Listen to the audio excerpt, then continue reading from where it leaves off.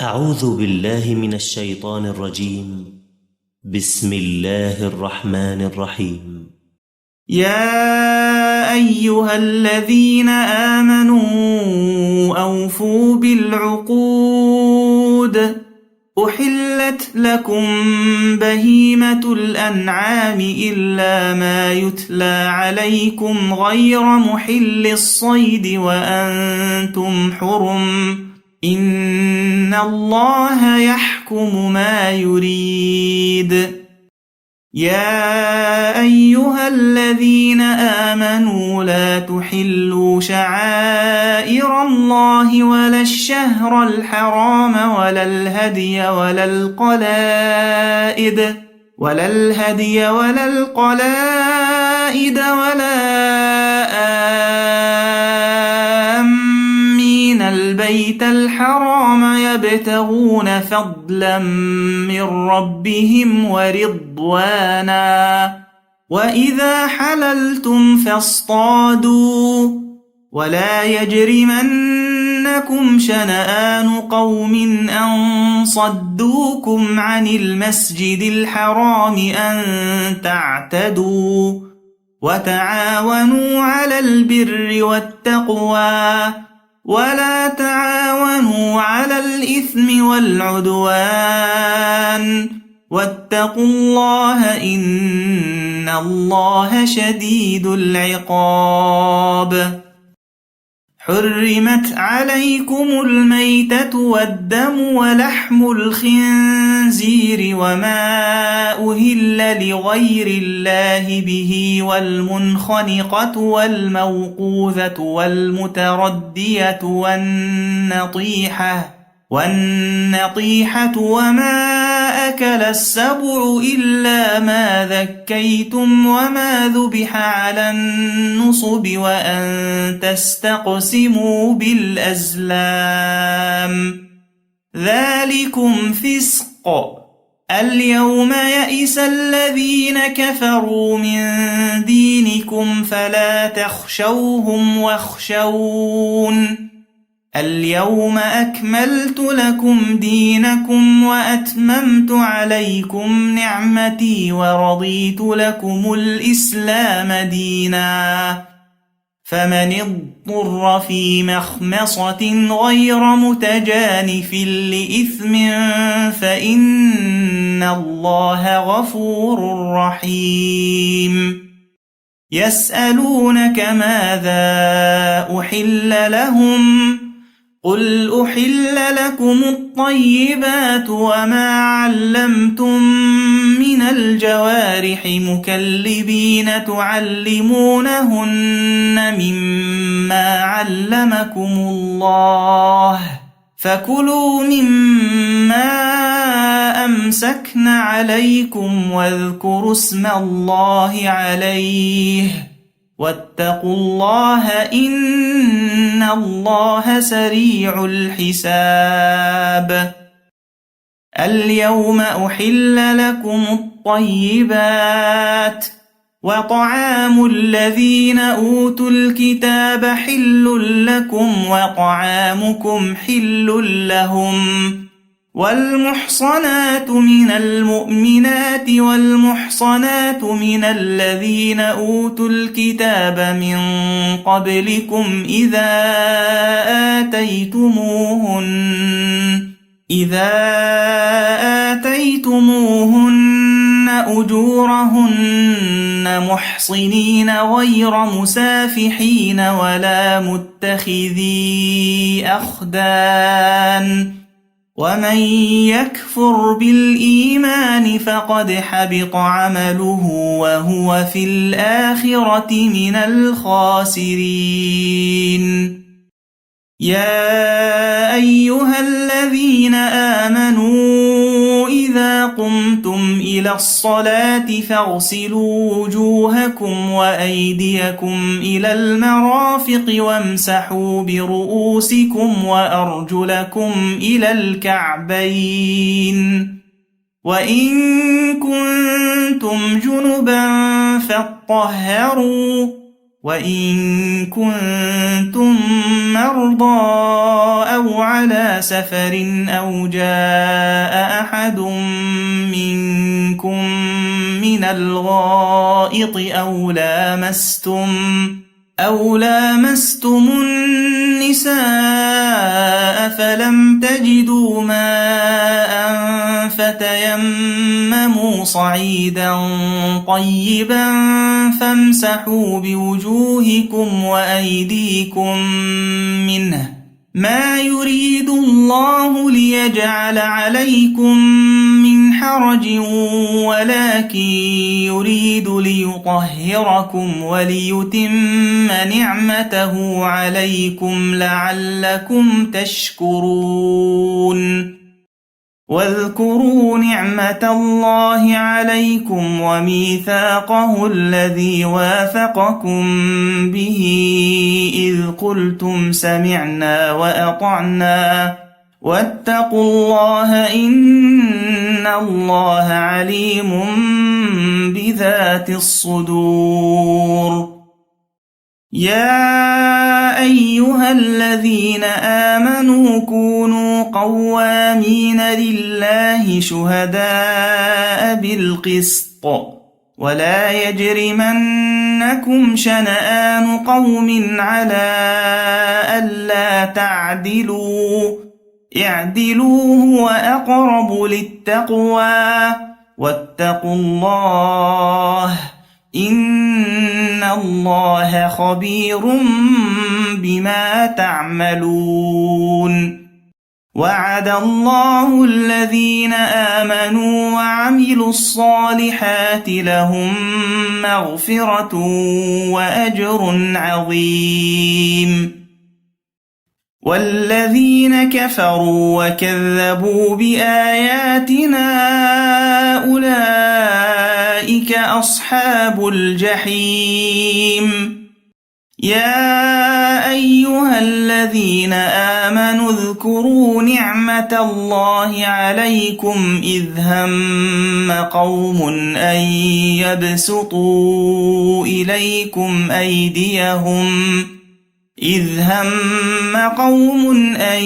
يبسطوا إليكم أيديهم فكف أيديهم عنكم واتقوا الله وعلى الله فليتوكل المؤمنون ولقد أخذ الله ميثاق بني إسرائيل وبعثنا منهم 12 نقيبا وقال الله إني معكم لئن أقمتم الصلاة وآتيتم الزكاة وآمنتم برسلي وعزرتموهم وأقرضتم الله قرضا حسنا لأكفرن عنكم سيئاتكم ولأدخلنكم جنات تجري من تحتها الأنهار فمن كفر بعد ذلك منكم فقد ضل سواء السبيل فبما نقضهم ميثاقهم لعناهم وجعلنا قلوبهم قاسية يحرفون الكلم عن مواضعه ونسوا حظا مما ذكروا به ولا تزال تطلع على خائنة منهم إلا قليلا منهم فاعف عنهم واصفح إن الله يحب المحسنين ومن الذين قالوا إنا نصارى أخذنا ميثاقهم فنسوا حظا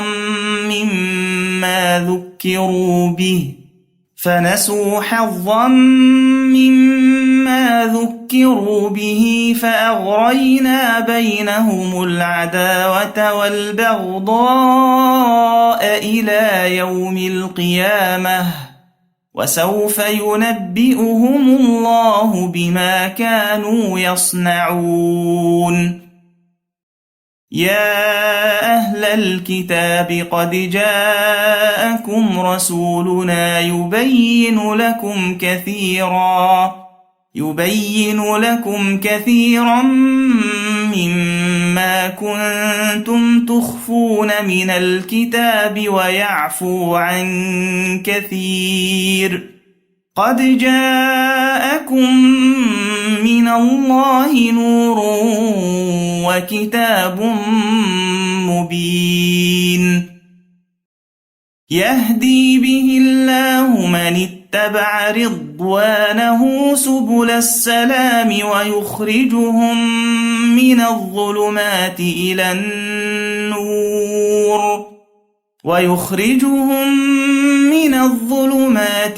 النور بإذنه ويهديهم إلى صراط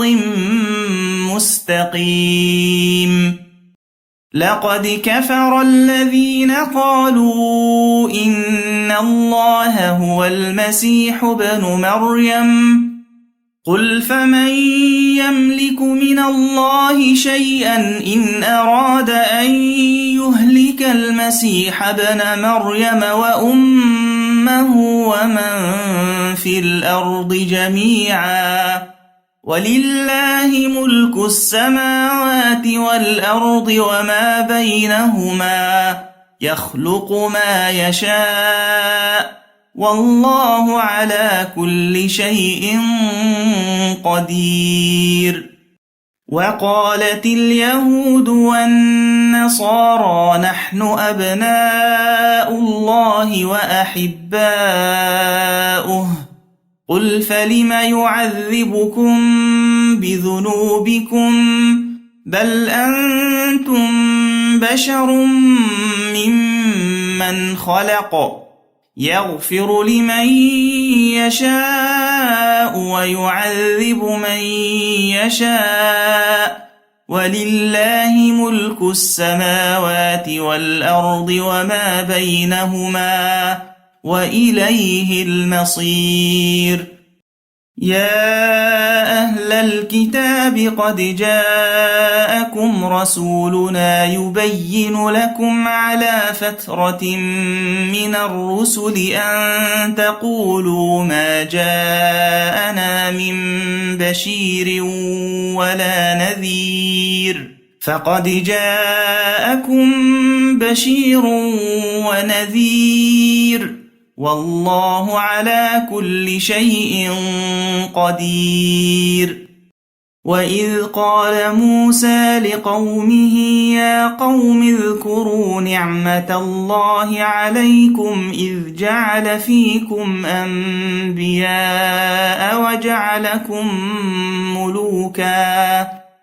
وجعلكم ملوكا وآتاكم ما لم يؤت أحدا من العالمين يا قوم ادخلوا الأرض المقدسة التي كتب الله لكم ولا ترتدوا على أدباركم فتنقلبوا خاسرين قالوا يا موسى إن فيها قوما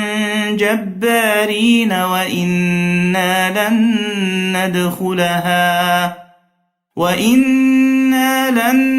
ندخلها حتى يخرجوا منها فإن يخرجوا منها فإنا داخلون قال رجلان من الذين يخافون أنعم الله عليهم ادخلوا عليهم الباب فإذا دخلتموه فإنكم غالبون وعلى الله فتوكلوا إن كنتم مؤمنين قالوا يا موسى إنا لن ندخلها أبدا ما داموا فيها فاذهب أنت وربك فقاتلا إنا هاهنا قاعدون قال رب إني لا أملك إلا نفسي وأخي فافرق بيننا وبين القوم الفاسقين قال فإنها محرمة عليهم 40 سنة يتيهون في الأرض فلا تأس على القوم الفاسقين واتل عليهم نبأ ابني آدم بالحق إذ قربا قربانا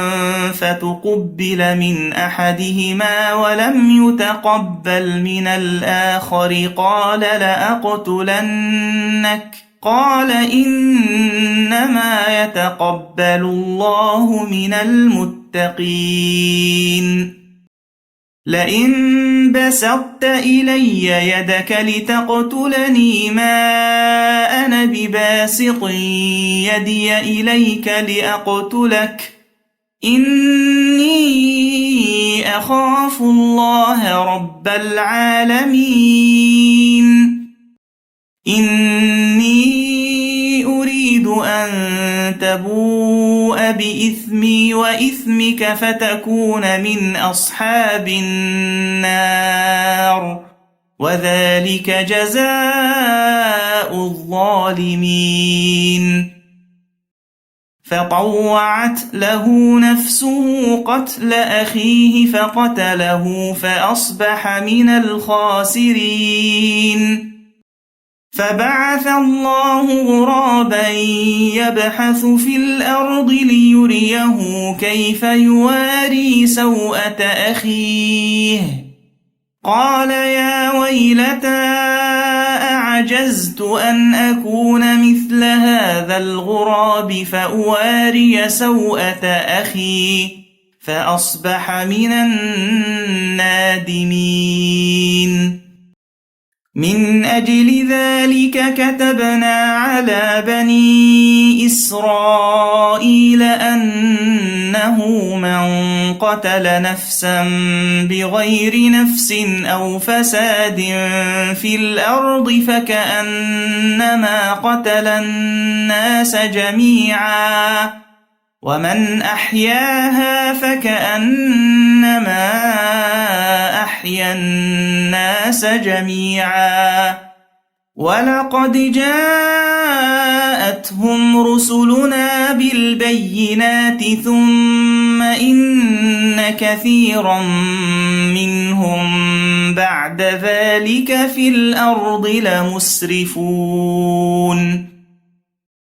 إنما جزاء الذين يحاربون الله ورسوله ويسعون في الأرض فسادا أن يقتلوا أو يصلبوا أو تقطع أيديهم وأرجلهم من خلاف أو ينفوا من الأرض ذلك لهم خزي في الدنيا ولهم في الآخرة عذاب عظيم إلا الذين تابوا من قبل أن تقدروا عليهم فاعلموا أن الله غفور رحيم يا أيها الذين آمنوا اتقوا الله وابتغوا إليه الوسيلة وجاهدوا في سبيله لعلكم تفلحون إن الذين كفروا لو أن لهم ما في الأرض جميعا ومثله معه ليفتدوا به من عذاب يوم القيامة ما تقبل منهم ولهم عذاب أليم يريدون أن يخرجوا من النار وما هم بخارجين منها ولهم عذاب مقيم والسارق والسارقة فاقطعوا أيديهما جزاء بما كسبا نكالا من الله والله عزيز حكيم فمن تاب من بعد ظلمه وأصلح فإن الله يتوب عليه إن الله غفور رحيم ألم تعلم أن الله له ملك السماوات والأرض يعذب من يشاء ويغفر لمن يشاء والله على كل شيء قدير يا أيها الرسول لا يحزنك الذين يسارعون في الكفر من الذين قالوا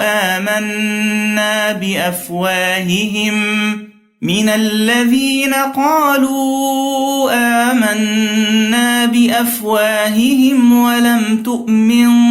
قلوبهم ومن الذين هادوا سماعون للكذب سماعون لقوم آخرين لم يأتوك يحرفون الكلم من بعد مواضعه يقولون إن أوتيتم هذا فخذوه وإن لم تؤتوه فاحذروا ومن يرد الله فتنته فلن تملك له من الله شيئا أولئك الذين لم يرد الله أن يطهر قلوبهم لهم في الدنيا خزي ولهم في الآخرة عذاب عظيم سماعون للكذب أكالون للسحت فإن جاءوك فاحكم بينهم أو أعرض عنهم وإن تعرض عنهم فلن يضروك شيئا وإن حكمت فاحكم بينهم بالقسط إن الله يحب المقسطين وكيف يحكمونك وعندهم التوراة فيها حكم الله ثم يتولون من بعد ذلك وما أولئك بالمؤمنين إنا أنزلنا التوراة فيها هدى ونور يحكم بها النبيون الذين أسلموا للذين هادوا والربانيون والأحبار بما استحفظوا من كتاب الله وكانوا عليه شهداء فلا تخشوا الناس واخشوني ولا تشتروا بآياتي ثمنا قليلا ومن لم يحكم بما أنزل الله فأولئك هم الكافرون وكتبنا عليهم فيها أن النفس بالنفس والعين بالعين والأنف بالأنف والأذن بالأذن والأذن بالأذن والسن بالسن والجروح قصاص، فمن تصدق به فهو كفارة له، ومن لم يحكم بما أنزل الله فأولئك هم الظالمون. وقفينا على آثارهم بعيسى ابن مريم مصدقا لما بين يديه من التوراة، وآتيناه الإنجيل فيه هدى ونور ومصدقا لما بين يديه من التوراة وهدى وموعظة للمتقين. وليحكم أهل الإنجيل بما أنزل الله فيه، ومن لم يحكم بما أنزل الله فأولئك هم الفاسقون. وأنزلنا إليك الكتاب بالحق مصدقا لما بين يديه من الكتاب ومهيمنا عليه، فاحكم بينهم بما أنزل الله، ولا تتبع أهواءهم عما جاءك من الحق، لكل جعلنا منكم شرعة ومنهاجا، ولو شاء الله لجعلكم أمة واحدة ولكن ليبلوكم فيما آتاكم، فاستبقوا الخيرات، إلى الله مرجعكم جميعا فينبئكم بما كنتم فيه تختلفون. وأن احكم بينهم بما أنزل الله ولا تتبع أهواءهم واحذرهم أن يفتنوك عن بعض ما أنزل الله إليك، فإن تولوا فاعلم أنما يريد الله أن يصيبهم ببعض ذنوبهم، وإن كثيرا من الناس لفاسقون. أفحكم الجاهلية يبغون، ومن أحسن من الله حكما لقوم يوقنون. يا أيها الذين آمنوا لا تتخذوا اليهود والنصارى أولياء، بعضهم أولياء بعض، ومن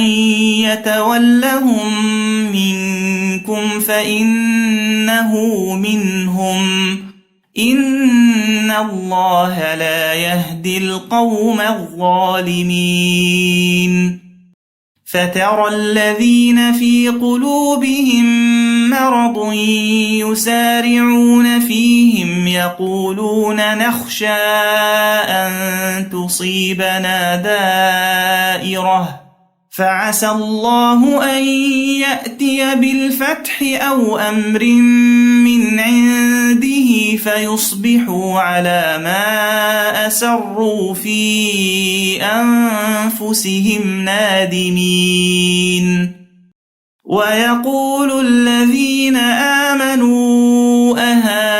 أهؤلاء الذين أقسموا بالله جهد أيمانهم إنهم لمعكم،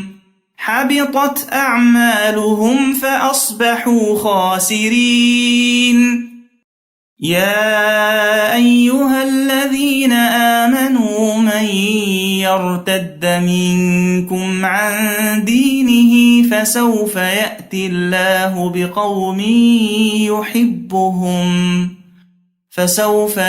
الله بقوم يحبهم ويحبونه أذلة على المؤمنين أعزة على الكافرين يجاهدون في سبيل الله ولا يخافون لومة لائم ذلك فضل الله يؤتيه من يشاء والله واسع عليم إنما وليكم الله ورسوله والذين آمنوا الذين يقيمون الصلاة ويؤتون الزكاة وهم راكعون ومن يتول الله ورسوله والذين آمنوا فإن حزب الله هم الغالبون يا أيها الذين آمنوا لا تتخذوا الذين اتخذوا دينكم هزوا ولعبا من الذين أوتوا الكتاب من قبلكم والكفار أولياء واتقوا الله إن كنتم مؤمنين وإذا ناديتم إلى الصلاة اتخذوها هزوا ولعبا ذلك بأنهم قوم لا يعقلون قل يا أهل الكتاب هل تنقمون منا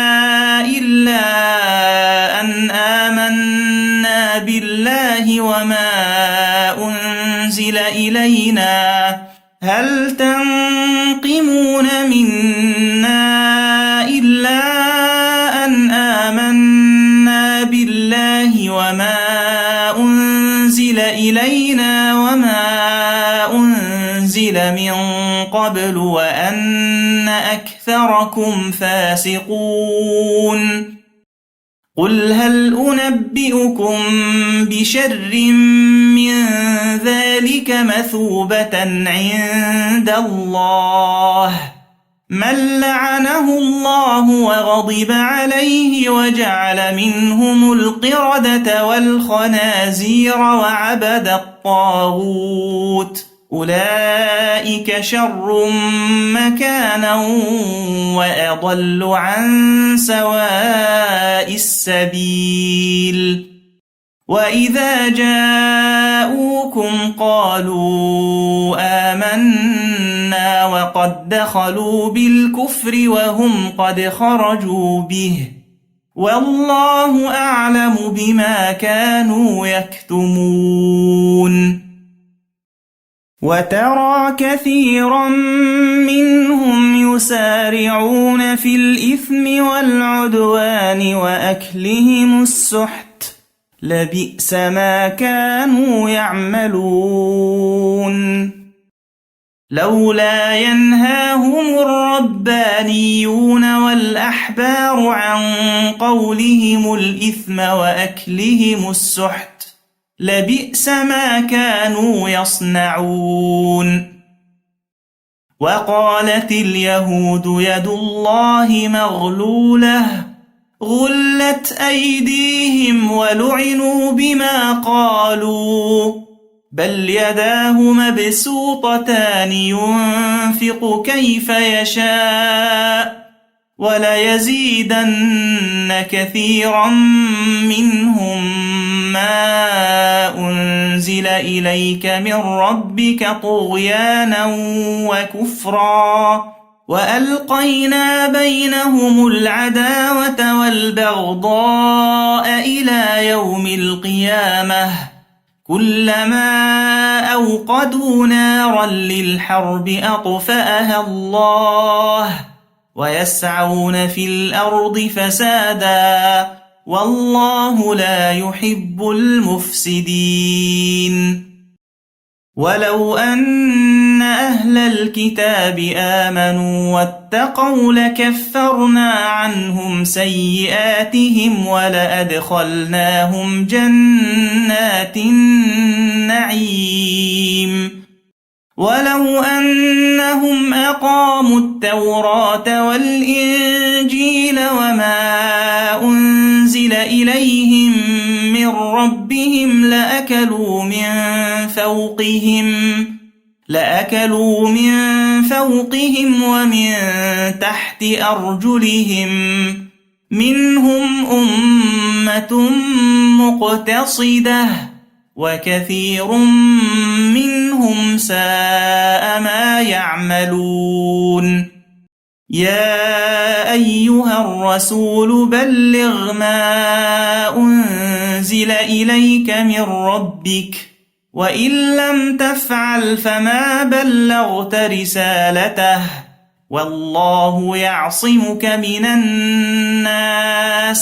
إن الله لا يهدي القوم الكافرين قل يا أهل الكتاب لستم على شيء حتى تقيموا التوراة والإنجيل وما أنزل إليكم من ربكم وليزيدن كثيرا منهم ما أنزل إليك من ربك طغيانا وكفرا فلا تأس على القوم الكافرين إن الذين آمنوا والذين هادوا والصابئون والنصارى من آمن بالله واليوم الآخر وعمل صالحا فلا خوف عليهم ولا هم يحزنون لقد أخذنا ميثاق بني إسرائيل وأرسلنا إليهم رسلا كلما جاءهم رسول بما لا تهوى أنفسهم فريقا كذبوا وفريقا يقتلون وحسبوا ألا تكون فتنة فعموا وصموا ثم تاب الله عليهم ثم عموا وصموا كثير منهم والله بصير بما يعملون لقد كفر الذين قالوا إن الله هو المسيح ابن مريم وقال المسيح يا بني إسرائيل اعبدوا الله ربي وربكم إنه من يشرك بالله فقد حرم الله عليه الجنة ومأواه النار وما للظالمين من أنصار لقد كفر الذين قالوا إن الله ثالث ثلاثة وما من إله إلا إله واحد وإن لم ينتهوا عما يقولون ليمسن الذين كفروا منهم عذاب أليم أفلا يتوبون إلى الله ويستغفرونه والله غفور رحيم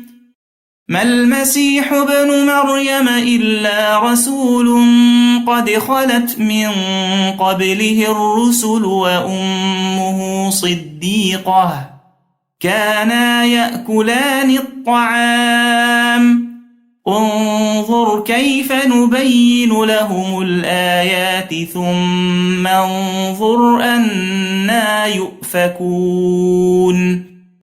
قل أتعبدون من دون الله ما لا يملك لكم ضرا ولا نفعا والله هو السميع العليم قل يا أهل الكتاب لا تغلوا في دينكم غير الحق ولا تتبعوا أهواء قوم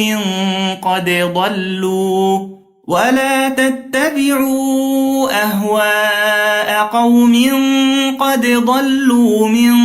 قبل وأضلوا كثيرا وضلوا عن سواء السبيل لعن الذين كفروا من بني إسرائيل على لسان داود وعيسى بن مريم ذلك بما عصوا وكانوا يعتدون كانوا لا يتناهون عن منكر فعلوه لبئس ما كانوا يفعلون ترى كثيرا منهم يتولون الذين كفروا لبئس ما قدمت لهم أنفسهم أن سخط الله عليهم وفي العذاب هم خالدون ولو كانوا يؤمنون بالله والنبي وما أنزل إليه ما اتخذوهم أولياء ولكن كثيرا منهم فاسقون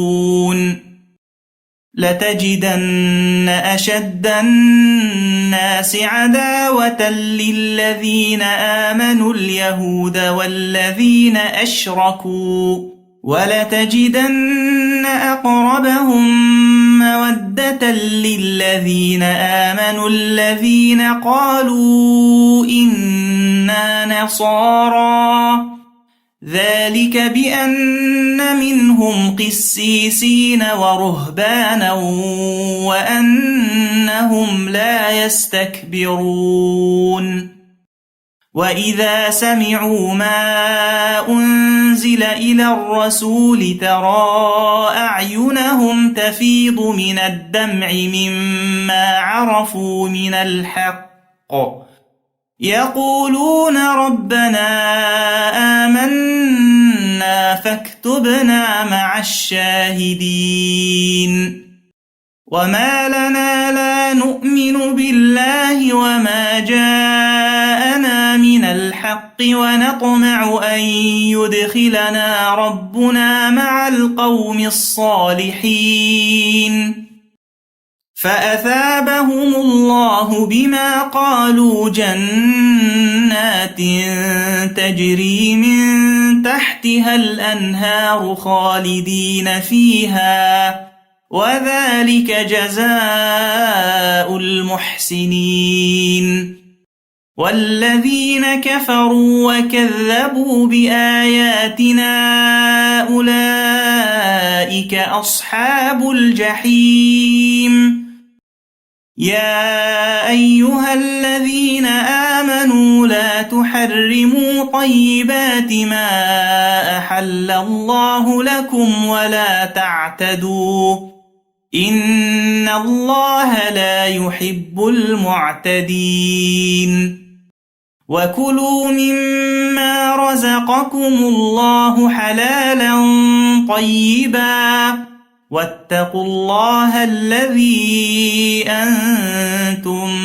به مؤمنون لا يؤاخذكم الله باللغو في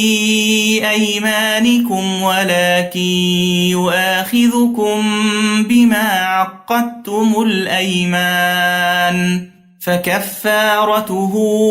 إطعام 10 مساكين من أوسط ما تطعمون أهليكم أو كسوتهم أو تحرير رقبة فمن لم يجد فصيام 3 أيام ذلك كفارة أيمانكم إذا حلفتم واحفظوا أيمانكم كذلك يبين الله لكم آياته لعلكم تشكرون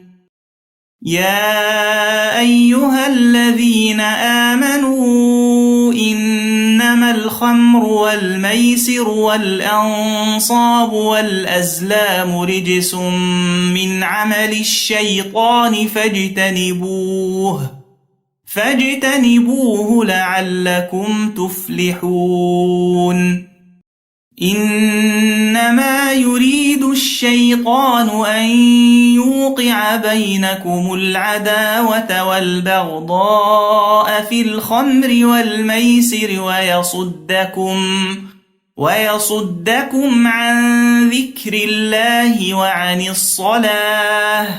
فهل أنتم منتهون وأطيعوا الله وأطيعوا الرسول واحذروا فإن توليتم فاعلموا أنما على رسولنا البلاغ المبين ليس على الذين آمنوا وعملوا الصالحات جناح فيما طعموا إذا ما اتقوا وآمنوا وعملوا الصالحات ثم اتقوا وأحسنوا والله يحب المحسنين يا أيها الذين آمنوا ليبلونكم الله بشيء من الصيد تناله أيديكم ورماحكم ليعلم الله من يخافه بالغيب فمن اعتدى بعد ذلك فله عذاب أليم يا أيها الذين آمنوا لا تقتلوا الصيد وأنتم حرم ومن قتله منكم متعمدا فجزاء مثل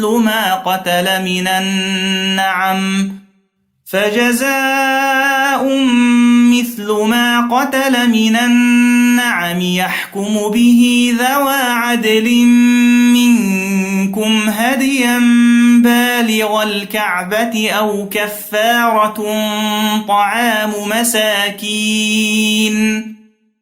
كفارة طعام مساكين أو عدل ذلك صياما ليذوق وبال أمره عفى الله عما سلف ومن عاد فينتقم الله منه والله عزيز ذو انتقام أحل لكم صيد البحر وطعامه متاعا لكم وللسيارة وحرم عليكم صيد البر ما دمتم حرما واتقوا الله الذي إليه تحشرون جعل الله الكعبة البيت الحرام قياما للناس والشهر الحرام والهدي والقلائد ذلك لتعلموا أن الله يعلم ما في السماوات وما في الأرض وأن الله بكل شيء عليم اعلموا أن الله شديد العقاب وأن الله غفور رحيم ما على الرسول إلا البلاغ والله يعلم ما تبدون وما تكتمون قل لا يستوي الخبيث والطيب ولو أعجبك كثرة الخبيث فاتقوا الله يا أولي الألباب لعلكم تفلحون يا أيها الذين آمنوا لا تسألوا عن أشياء إن تبد لكم تسؤكم وإن تسألوا عنها حين ينزل القرآن تبد لكم عفى الله عنها والله غفور حليم قد سألها قوم من قبلكم ثم أصبحوا بها كافرين ما جعل الله من بحيرة ولا سائبة ولا وصيلة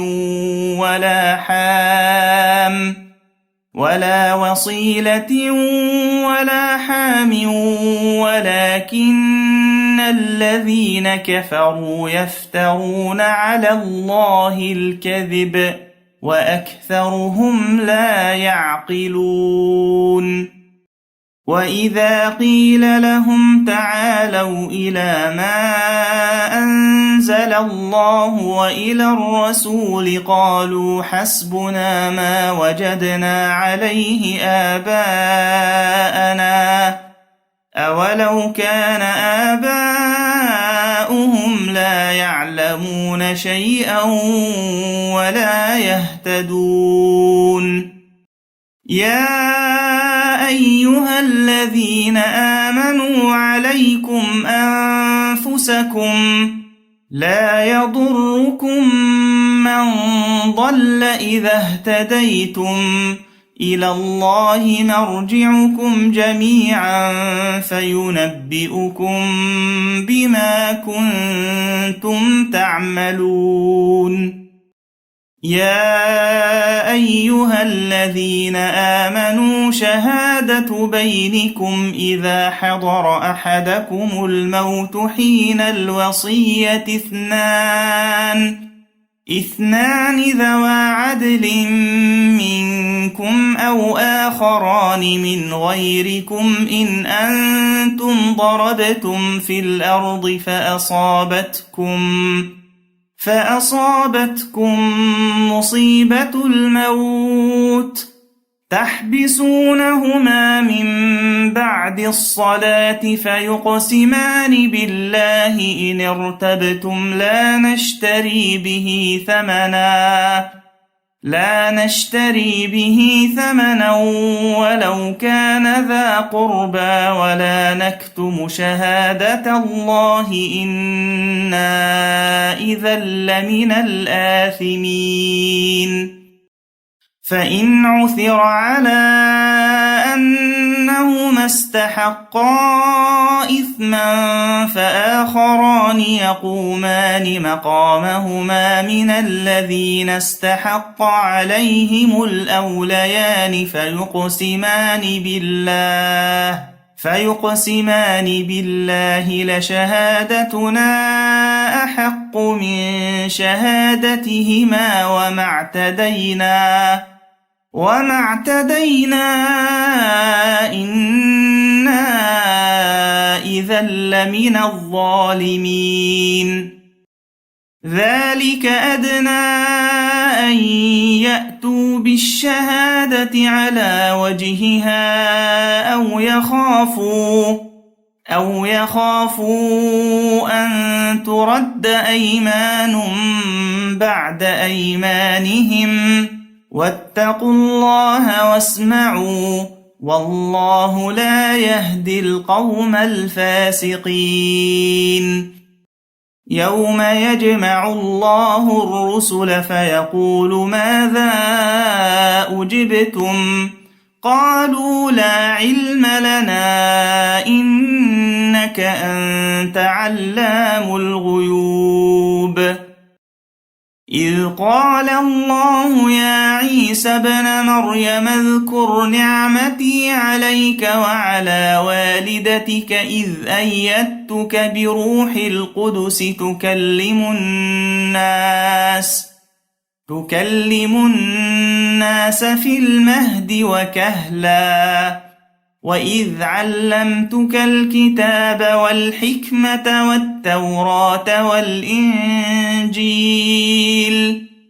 وإذ تخلق من الطين كهيئة الطير بإذني فتنفخ فيها فتكون طيرا بإذني وتبرئ الأكمه والأبرص بإذني وإذ تخرج الموتى بإذني وإذ كففت بني إسرائيل عنك إذ جئتهم بالبينات فقال الذين كفروا منهم إن هذا إلا سحر مبين وإذ أوحيت إلى الحواريين أن آمنوا بي وبرسولي قالوا آمنا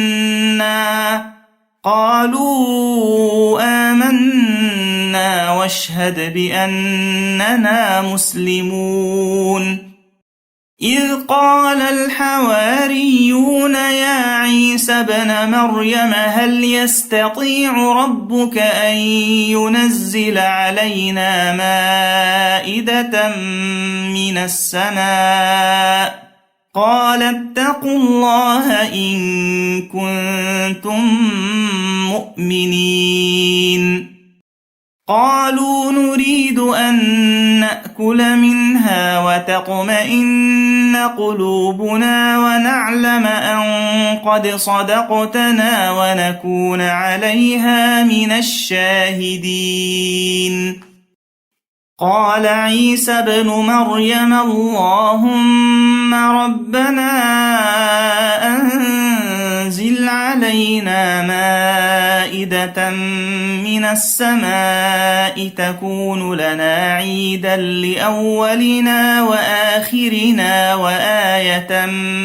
منك وارزقنا وأنت خير الرازقين قال الله إني منزلها عليكم فمن يكفر بعد منكم فإني أعذبه عذابا لا أعذبه أحدا من العالمين وإذ قال الله يا عيسى ابن مريم أأنت قلت للناس اتخذوني وأمي إلهين من دون الله قال سبحانك ما يكون لي أن أقول ما ليس لي بحق إن كنت قلته فقد علمته تعلم ما في نفسي ولا أعلم ما في نفسك إنك أنت علام الغيوب ما قلت لهم إلا ما أمرتني به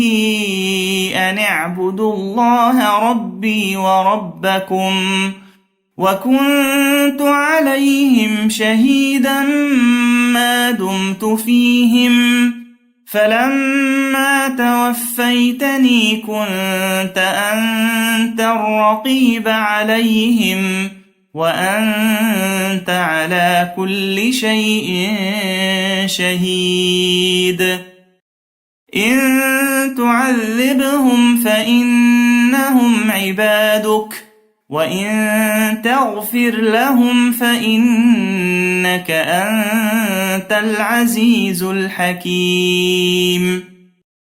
قال الله هذا يوم ينفع الصادقين صدقهم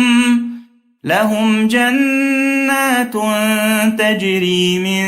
تحتها الأنهار خالدين فيها أبدا رضي الله عنهم ورضوا عنه ذلك الفوز العظيم لله ملك السماوات والأرض وما فيهن وهو على كل شيء قدير